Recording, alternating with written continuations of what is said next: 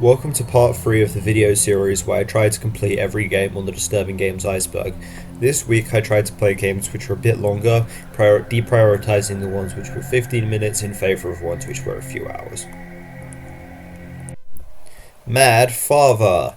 Another RPG Maker horror game. This game has a lot of similarities to Witch's House, being set in a haunted house with a female child protagonist with similar chase sequences and puzzles, although like the title suggests, whereas in Witch's House your father was a sort of stand-in for the woodsman in the Little Red Riding Hood story, in Mad Father he's a mad scientist and a serial killer. Both even have a near identical puzzle in which you need to make a room symmetrical, with both involving filling a vase with specifically roses and pushing stuff around. When compared to Witch's House, I think I like Mad Father more. It's got higher production value, with character sprites and a lot of custom artwork, although you can sort of see where the custom artwork ends and the default assets begin. It has a lot of less of those blink and you'll miss it scares I love so much from Witch's House, but they're still there, and they can be really subtle sometimes, which is what I want them to be. However, the lows are lower than Witch's House. It features this asinine chase mechanic, in which you have a health bar, but it's impossible to escape a lot of chases if your enemy corners you, the bathroom encounter being particularly notable for this. You also can't pass through some doors whilst you're taking damage, which can lead to unavoidable deaths, like just make the chases one-hit kills at that point. It also features this wholly unnecessary quick time event system, which just doesn't make any sense, like press an arrow key to dodge the enemy's attack, but you still get reset to the start of the area, like what's that about? Bad stealth sequences, admittedly these get better as the game goes on, when it's about avoiding vision cones instead of staying quiet, and it features sliding block puzzles, which I personally hate. Despite all of that, I still think there is a lot to like about this game. The puzzles are pretty interesting when they don't involve sliding blocks, probably on par with Witch's House. I really like dolls and chainsaws, so I am really biased in favour of this game. One of your primary tools is a chainsaw, and the game is all about dolls. It's definitely an interesting story, even if it's relatively simple in places. It looks really nice, the music is good enough, although it does get annoying in one basement segment. Something I really like is how telegraphed the collectible gems are. The game always pushes you to walk past them, and you don't really have to go out of your way that far to see them. And many of them have their own little puzzles you have to solve involving them. There's 20 gems in this game, and I was able to get all of them on my first playthrough without a guide. I was also able to attain the true ending on my first playthrough, which is pretty cool. I haven't seen the other two endings yet, or played any of the side content, which this game does have. There seems to be 2 extra scenarios or difficulty modes or something you can play after beating the game. Dwoemer of the Drill-Faced Goddess. Please correct me if I'm not pronouncing that right. So basically, have you seen that Black Mirror episode Bandersnatch? This reminds me of a lot of the game that the protagonist was making in that episode. It's a really cool blend of fantasy and cosmic horror that reminds me of R.E. Howard stuff mixed with his contemporary H.P. Lovecraft. Aesthetics and music remind me of milk inside a bag of milk inside of a bag of milk crossed with world of horror with this sort of psychedelic, almost nauseating neon color palette. The game is actually so obscure that I was the first person to rate it out of 10 on VNDB and the second person to vote on it on Backlogged, and that's saying something because it's been out almost 10 years, but it's absolutely worth your time and you should play if any of that sounds interesting to you. If you're a World of Horror fan who's waiting for the next update, this is the game for you. It'll kill an hour or two depending on how many attempts it takes. For criticisms, there is quite a bit of trial and error, and you can only save once in the entire game, so you'll be reading a lot of the same text over and over again in a lot of it. Skip to the time on screen if you don't want to be spoiled, but the successful route, it goes like this. Okay, don't want to be spoiled. First, you pick the cloak, lie to or abandon the girl in the cage, answer the demoness's riddle with power, pick vial 2 of 6, you need the cloak to get through the last area, as all of the other items will just cause you to die. I raised the sword, but I don't know if that's necessary. Anyway, spoilers over, let's move on to the next game. Superliminal. Superliminal feels like if you put Through the Looking Glass, the Stanley Parable, the Backrooms and Portal in a blender. There's even some elements of analog horror at the start. The opening advertisement reminding me a lot of that Gooseworks advert for like a fake medication where dorsalessness comes from, and also unedited footage of a bear. As the name suggests, oh yeah, just the Adult Swim infomercials in general.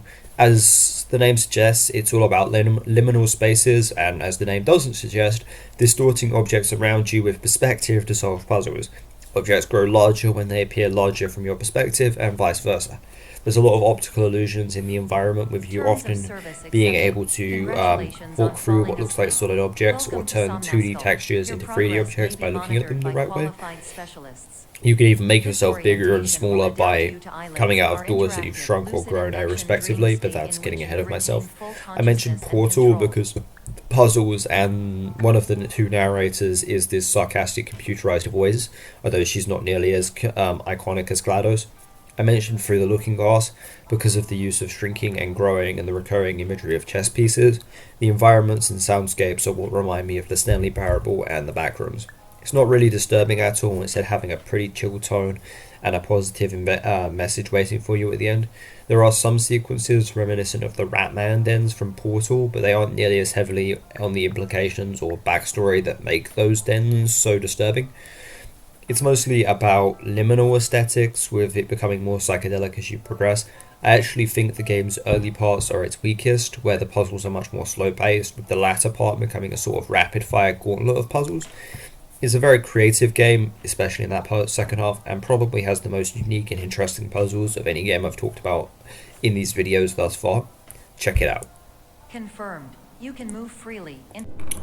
Showdown Bandit. This one is a bit tricky to talk about as it's never going to be finished, as after the first episode, for context, it was made by Kindly Beast, which is the studio founded by the Meatly, who's the developer behind Bendy and the Ink Machine, but all of the staff working on this game were fired after this first chapter was released, even though it was made in about 3 weeks. It's a real shame, because despite all of the issues the game has, and trust me, I'll get to that, there are some inklings, pun intended, of something really good here. Like Bendy and the Ink Machine, it uses a unique filming and art style being based on the puppet show that's been abandoned for many years, with the puppets coming back to life on their own accord. Sounds like a standard setup for a horror game, but this game is different in that you actually play as one of those puppets. That's your protagonist, Showdown Bandit, and everything you encounter is either on a set or one of those characters. I don't really like to talk about lore, but one implication that was really cool to me is that one of the NPCs will say, "Another day, another bandit," when he heals you, which is good implication as far as you know, your character is the only bandit in the game. It's not really disturbing, but it's stylized in a way that shows that it's intended for kids. Like Bendy and the Ink Machine, the stylization lets you make a game that's still creepy whilst retaining a child-friendly atmosphere. Like there's no blood or gore or swearing or sex or anything like that, but it does have some cool stuff. Like for instance, is that shadow on the wall a puppet hanging, or has that puppet hanged himself? Okay, now I'll talk trash. This game has a lot of flaws. The movement is the big one. It's incredibly sluggish, and the only way to move is to click on screen and let the game's pathfinding take care of it for you. There's no run option either. The camera doesn't help you at all, nor does the lighting. Frankly, it's too dark to see where you're supposed to go a lot of the time. Saving and healing points are often pretty far from objectives, requiring you to extensively backtrack if you want to save or heal midway through a difficult segment.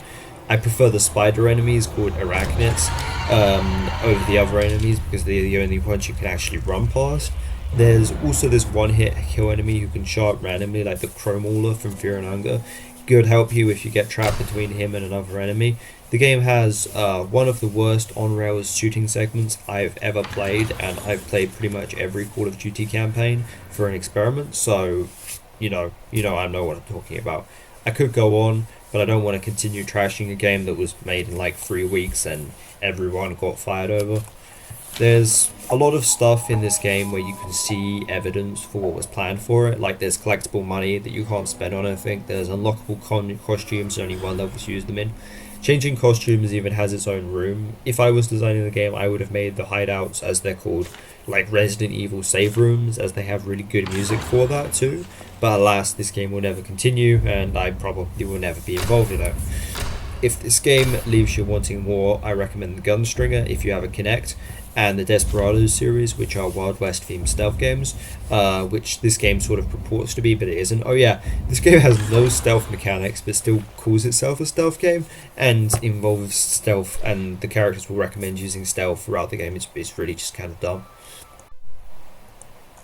Thanks again for sticking around to the end of the video. I hope you have a good day, and if not, I hope tomorrow will be a good day. I'm also announcing that I'm going to start taking requests. I'll prioritize games you recommend in the comments. Maybe if I get popular enough, I'll set up like a donations box where people can buy me a game and I'll have to play it on stream or something. Maybe I'll start streaming in general. Let me know if that sounds fun to you. Subscribe if you want to see more to these videos. Next one should be coming out in about a week from now.